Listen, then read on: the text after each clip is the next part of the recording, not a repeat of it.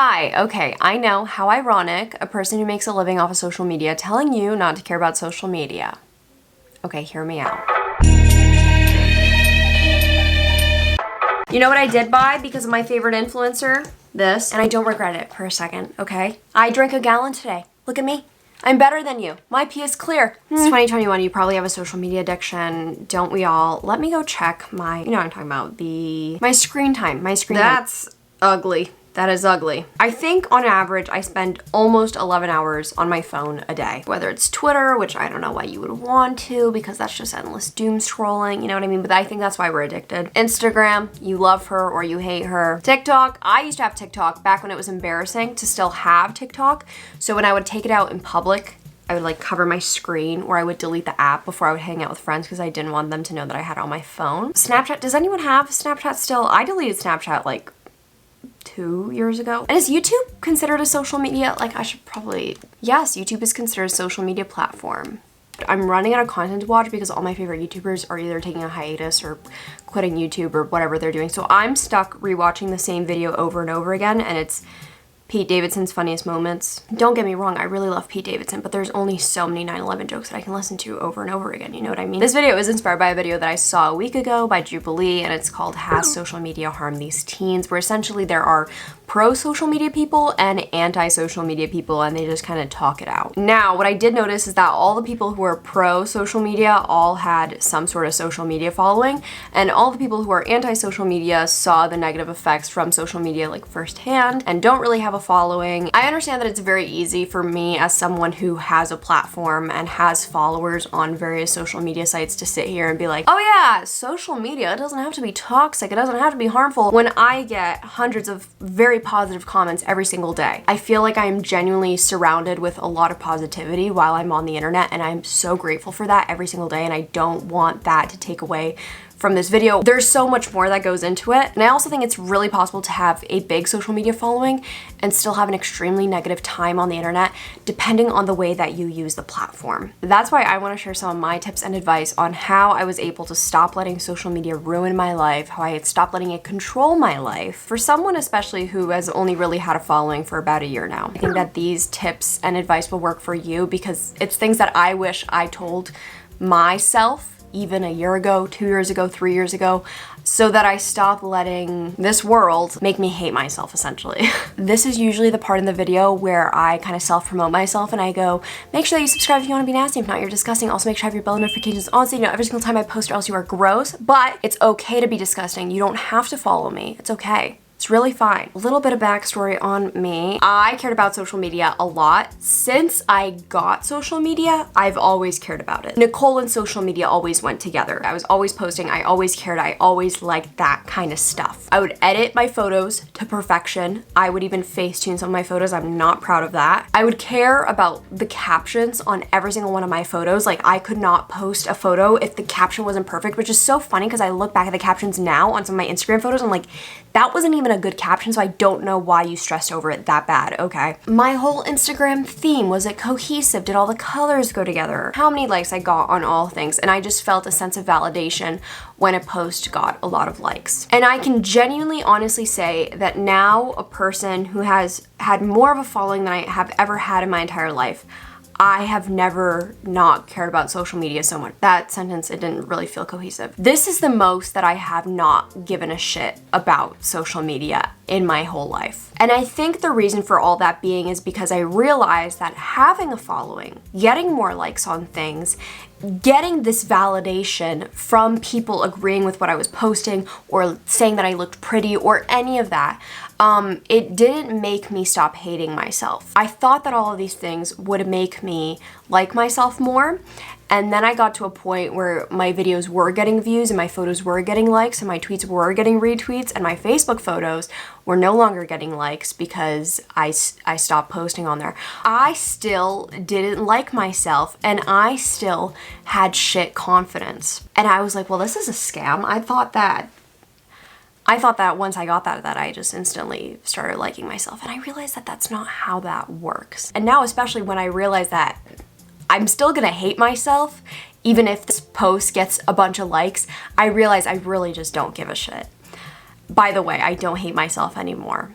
I have a few videos on that. That's why I love making videos like this and actually like talking to my community and my people, because you guys get me and what I'm saying, and reading your guys' comments, that's what makes me feel whole and connected when I put out a video. It's never the amount of likes, the amount of views, or the amount of subscribers that I grow, essentially. If I am going to be taking up space and having a presence on social media, whether it's big or small, I need to make it as enjoyable as possible. I don't think social media is inherently toxic, but I think the way that you use it can be toxic. So now I will jump into some of the tips and advice that I have on how I stop letting social media ruin my life. I know I do some talking and rambling in the beginning. I know I get some flack about it on my other videos, and they're like, just shut up, get to the point. I'm like, no, not really, because I want to talk about my experience prior so that I actually seem like a real human being to those who are watching. I'm not just spewing out advice without you understanding where I'm coming from. This is my advice on how to stop hating social media, how to stop letting it ruin your life, and how to make it a happier place for you.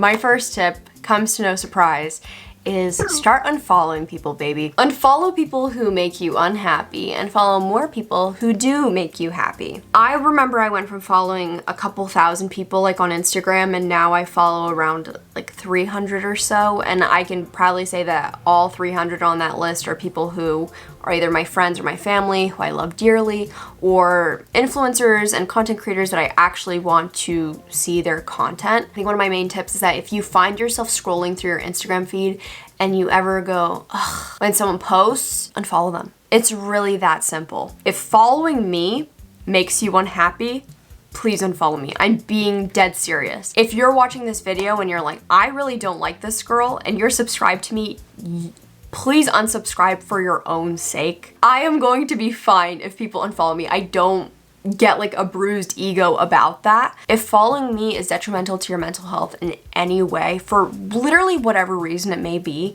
I might post about content that makes you anxious a lot, or maybe you just don't like the kind of content that I make. I will be perfectly fine if people were to unfollow me, genuinely. For those of you who don't know, I used to be a gym rat. I used to be really swole and fit and everything. And thus I followed hundreds of fitness models. And I thought that it was motivational for me personally, because I was like, oh, well, I love looking at their workouts, and oh, it's motivational, or oh, they sometimes post good tips.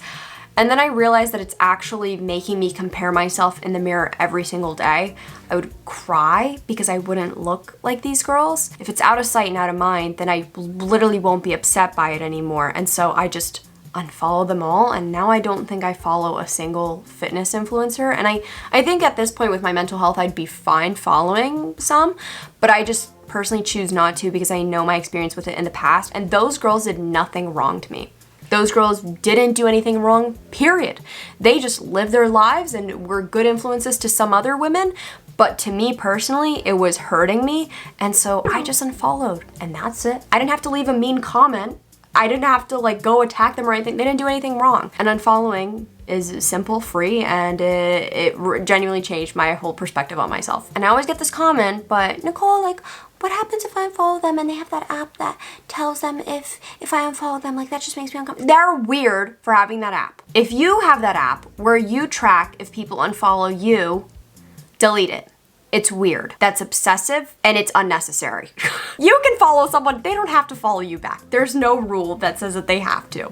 Anyway, that's my 2 cents on it. Another tip is to stop hate watching people. I can't stress this enough. I am not innocent.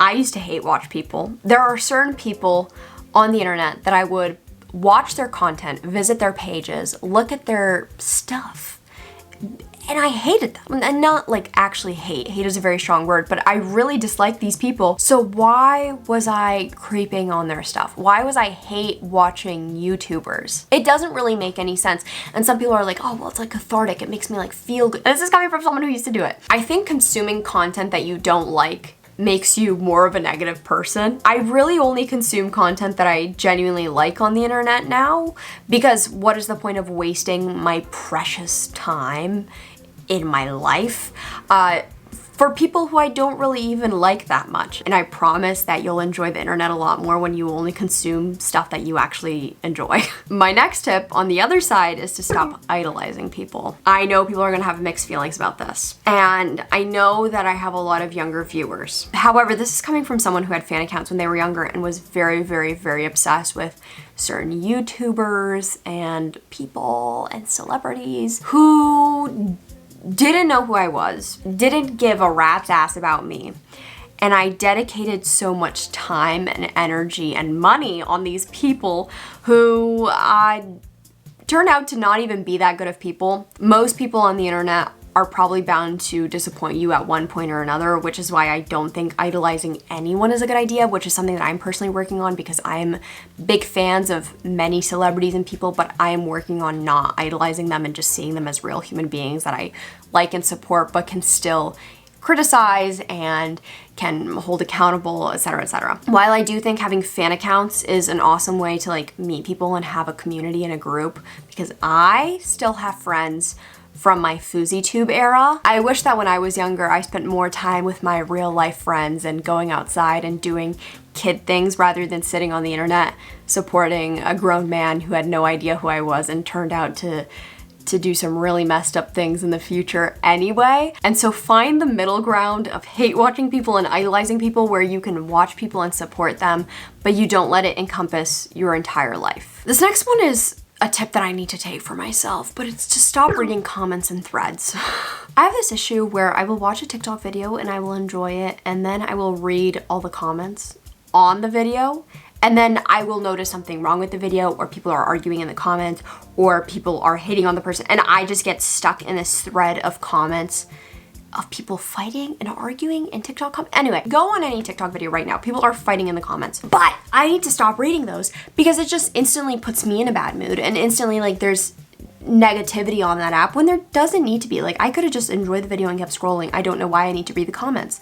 I do the same thing with YouTube videos. I do the same thing with tweets. Enjoy the video and go on with your day. You know what I mean? Another tip I have is to block words that trigger you.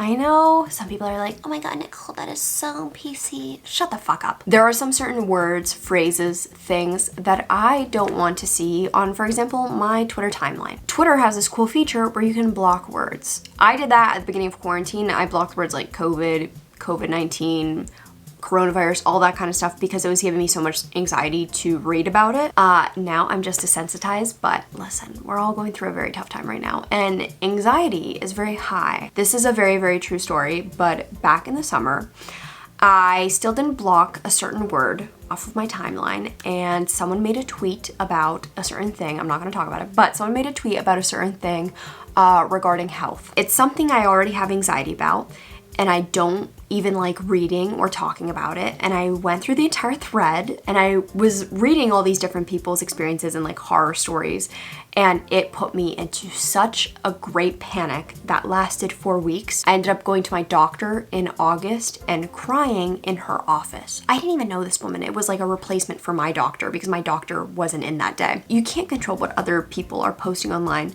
but what you can attempt to control is what you are seeing online if you know it will upset you. Same thing with TikTok. If you press down on a video, you can hit not interested in videos like this.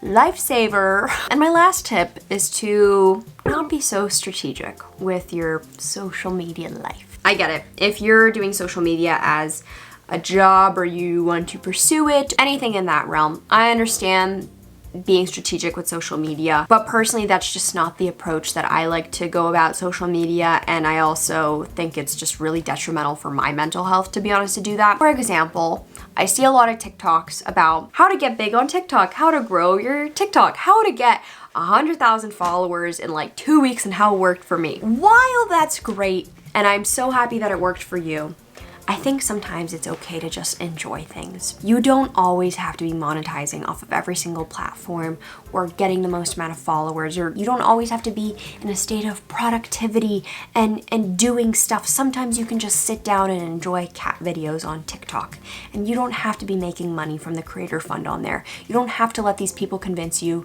that this is a great time to be taking advantage of the social media platform, because that's what I used to think. Like, oh my god, if I'm on YouTube, then I should be taking advantage of all these different platforms. Well, I just want to be on YouTube. I don't really care that much about being a big TikToker. It's okay if those are your desires. I think I just get sad when I see things like that because I think it convinces people that they should be taking advantage of the moment right now. Like this like whole capitalistic mindset that we always have, that we always have to be productive, we always have to be doing something. I see a lot of young people especially desiring to get big on TikTok, and I also see the negative effects that it can have on people's minds when they gain all these TikTok followers and then, you know, TikTok, the algorithm is weird and then people aren't getting views anymore, and how awful it can be on your noggin, you know? I think for me, the best mindset to go at it is not to consciously think I am going to be more casual with social media, but to just be more casual with social media. And that is kind of the turning point for me when I stopped caring about likes and followers and editing my photos to perfection and a theme and my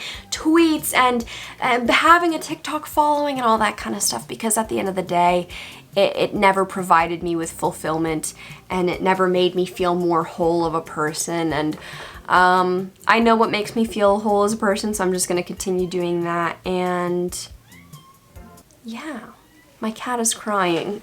Clemmy, do you care about social media?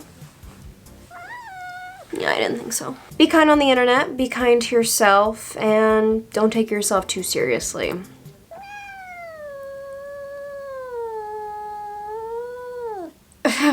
I hope that this video helped you at least a little bit, because I think this would have helped me when I was not having a fun time on the internet. I hope that you liked this video, and if you did, you can leave it a like because it helps me out so much. And you can also comment because I love interacting with you guys in the comments, and I'd love to hear if you have any more tips on how maybe you stopped hating your time on social media. Only do this if you want to, but make sure that you subscribe if you want to be nasty, and if not, you're disgusting. Also make sure you have your bell notifications on so you know every single time I post, or else you are gross. I've gotten some comments that people are angry at me for saying the whole "you're nasty, disgusting, gross" thing. It's a play on words from my nickname being Nikki Nasty. That's really all it is. It's not that deep, guys. Only if you want to. You can follow me on my other social media like Instagram, Twitter, Depop, Spotify. It's just at Nicole Rafiee. And if you want to follow me on my TikTok, where I sometimes post, it's at Nikki Nasty. I'm gonna go now because I drank a gallon. I have to pee again. It's just the truth. Goodbye.